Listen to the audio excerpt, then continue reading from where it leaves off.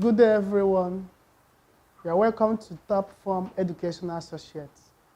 My name is Michael Onwa. I will be teaching you chemistry today. And the topic for our lesson today is strengths or properties of elements in the periodic table. The topic for today's lesson is strengths or properties of elements in the periodic table. At the end of this lesson, students should be able to, 1, define ionization energy, define electronegativity, define electron affinity, and explain the diagonal relationship in the properties of elements. Ionization energy of an atom is the energy required to remove an electron from a gaseous atom or an ion. The ionization energy of a gaseous sodium atom is represented by, you can see the equation for the reaction. This is sodium atom, which is in gaseous form. When it gets energy, it will form sodium ion and an electron is being liberated. So this energy here is the energy required to remove a valence electron, and that is our ionization energy. It is measured in kilojoule. There are factors that affect the ionization energy. 1, the distance of the valence electron from the nucleus. The attraction of the positive nucleus for the valence electron weakens with distance. Thus, ionization energy is required if the valence electron is further away from the nucleus. What we are saying is this, that the ionization energy decreases or increases with distance. Now, when the distance of the electron from the nucleus of the atom is short, that means the electron is bound to the nucleus. More energy is required to remove that electron. But if the distance of the valence electron from the nucleus is far, lesser energy is required to remove the valence electron. This is because as the electron moves away from the nucleus, the attractive force weakens, and that makes it easy for the valence electron to be removed. But if the valence electron is close to the nucleus, the attractive force between the electron and the nucleus will be high. Thus, more energy is required to remove that valence electron. Therefore, the valence electron will increase. So, if the distance of electron from the nucleus is large, lesser ionization energy is required to remove. But if the distance is short, more ionization energy is required. The second factor there is the screening effect of the electrons. Each layer of electron shell adds to the screening effect. The valence electrons of an atom with many electron shells are well shielded from the nucleus. This reduces the ionization energy. Now, a typical atom will always have a nucleus, and the nucleus is positively charged. Now, around the nucleus are shells, up to 8. We have the K shell, the L shell, M shell, N shell, and so on. All these shells prevent the attraction of the valence electron from the nucleus. Now, the higher the number of shells that surrounds the nucleus, the lesser the ionization energy. So if the number of shells is large, the interaction between the valence electron and the nucleus will be less. Thus, less energy will be required. So in summary, the valence electron of an atom with many electron shells are well shielded from the nucleus. So if we have so many shells so many shells before we get to the nucleus, the attraction will be shielded because of those shells. Those shells that surround the nucleus will prevent the attraction of the valence electron to the nucleus. Third, the number of protons in the nucleus. The attractive force of a nucleus increases with the number of protons. This increases the attraction of the positive nucleus for the valence electron and thus increases the ionization energy. The ionization energy decreases down a group. This is because the atomic radii of the atoms increase down a group. The attractive force between the valence electron and the nucleus decreases, making it easier to remove an electron from a larger atom. Yes. Remember that the central nucleus is positively charged and the electron is negatively charged. You can recall the law of magnetism, whereby opposite poles attract and like poles do what? Repel. So if the electron is negatively charged and the central nucleus is positively charged, there seems to be an attraction between the electron and the central positively charged nucleus. Now, if more protons are found in the nucleus, that means more positively charged ions will be more in the nucleus. That is to say that the density of positively charged electrons in the nucleus will be high. Thus, the attraction will be much. And if the attraction is high, more energy is required to remove the valence electron.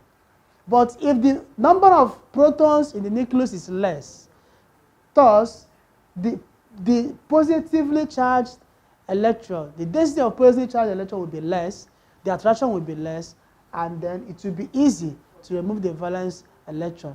In other words, when the force of attraction is high, the higher the ionization energy required to remove the valence electron.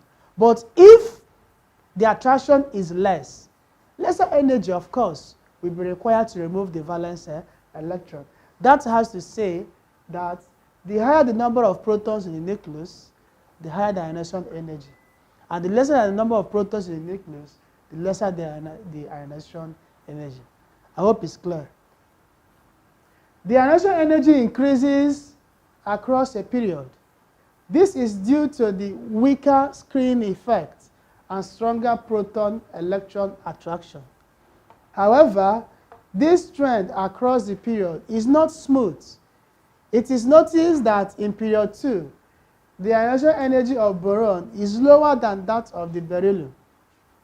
The electronic configuration of beryllium is 1s2, 2s2, while that of boron is 1s2, 2s2, and 2p1. The fully filled s orbital in beryllium provides greater stability, making it easier to remove p electron from boron than an s electron from beryllium. Hence, boron has a lower ionization energy than beryllium. Now, what you are saying is this. As you move across the period from left to right, you observe that there is increase in oxidation number of the elements by 1. Take, for instance, hydrogen is in group 1, and its atomic number is 1. Helium, if you go to helium, which is in the extreme, group 0, it's an atomic number of 2. We have lithium, 3, in group 1. If you go to the next period, that is group 2, you see that beryllium has atomic number of 3. So as you move across the period from left-hand side to right-hand side, the atomic number of the elements increases by 1. And recall, we said that as the proton number increases, the proton density in the nucleus increases, and that makes the attraction to be high. Therefore, higher ionization energy is required to remove the electron. So, in other words, as you move across the period, ionization energy increases because there is increase in oxidation, there is increase in the proton number of the electron as you move across the period. The next one there is electron affinity. Electron affinity is the energy associated with the ability of a gaseous atom to accept an electron. A typical example is here. You can see chlorine in gaseous form plus electron. Look at the arrow. You have a chlorine ion. You can see the left-hand side of the equation, the chlorine atom has no charge. But the moment it accepts an electron, you see that it will become negatively charged. And this is the ionization energy measured in kilojoule. So you can see that it corresponds with the definition that is the energy associated with the ability of a gaseous atom to accept an electron. So when a non-metal accepts an electron, it becomes negatively charged. I want you to recall previously when we use sodium. Sodium is a metal, and you know that metals donate electron to be positively charged, whereas non-metals accept electron to be negatively charged. So chlorine, being a non-metal, will accept one electron and become negatively charged. Now, the number of electrons an atom accepts will tell you the number of negative charges that will be on it. If an atom, which is a non-metal, accepts one electron, it will have one negative charge, as you can see here. If an atom, which is a non-metal, accepts two electrons, of course, it will have two negative charges. I hope you are following. Good. Generally, electron affinity decreases down a group and increases across a period from left to right. That means as you go across the period, like I said earlier on, that the electron affinity decreases. But as you move down the group, the electron affinity decreases. So as you move down the group, electron affinity decreases. But as you move across the period, the electron affinity increases. Is that clear? Good. This is due to the strong screening effect, which shields the attraction of the positive nucleus. Thus, the atom lower in the group has lower affinity for another electron.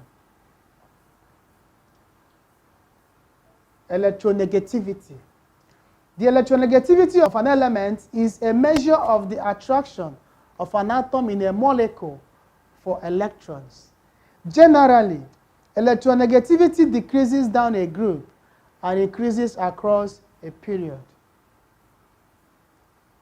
In general, electronegativity increases diagonally upward and to the right of the periodic table.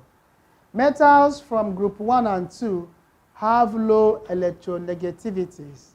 They have a higher tendency to lose electrons and will invariably form ionic compounds. Non-metals in P block have high electronegativity. The P block elements in the center tend to form covalent compounds only. So electronegativity simply means the measure of the attraction of an atom in a molecule for electron. Now, example of a molecule, let's say hydrogen chloride. You can see that hydrogen, being an electropositive atom, is positively charged. Chlorine, which is an electronegative atom, is negatively charged. Because they have opposite charges, there seems to be attraction. And recall that electron is negatively charged. So there is attraction between the two atoms in a molecule. The measure of this energy of attraction of this electron is what we refer as electronegativity. Of course, hydrogen chloride is an example of a polar molecule where there is unequal share of electron because of their charges.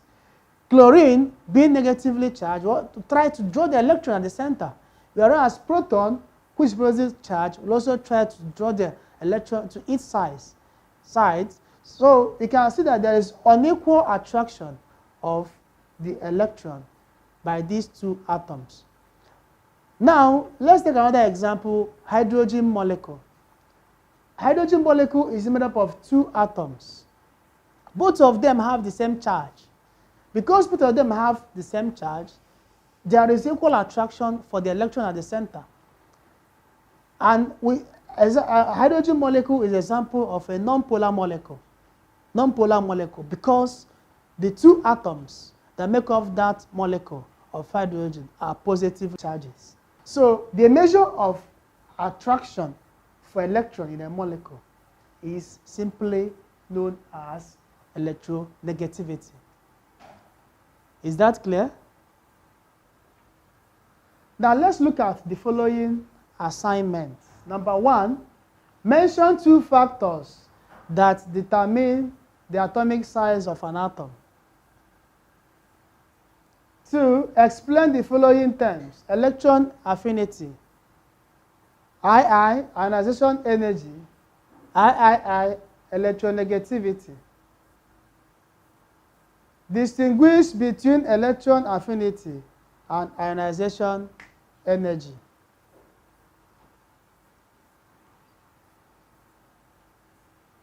I give you 5 minutes to solve this, and after which you submit to mark.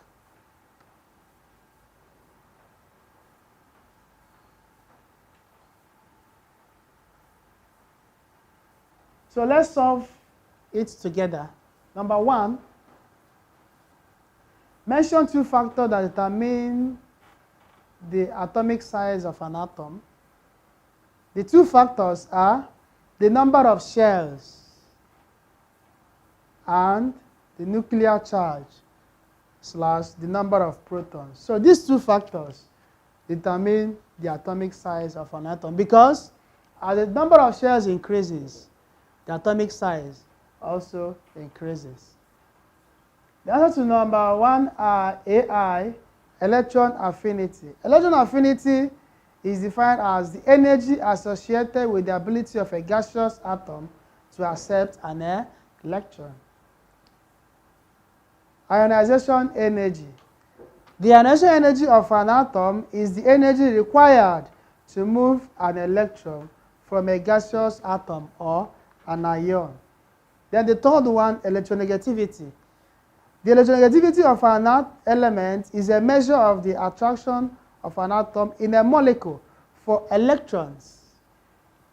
The answer to the last one is the difference between electronegativity, the difference between electron affinity and ionization energy. The answer is this: electron affinity is all about gaining or accepting electron, whereas ionization energy is associated with the energy involved in losing electron. That is the answer to the questions, and I believe you did it well. We've come to the end of this lesson. I hope you enjoyed my lesson. Thank you for listening.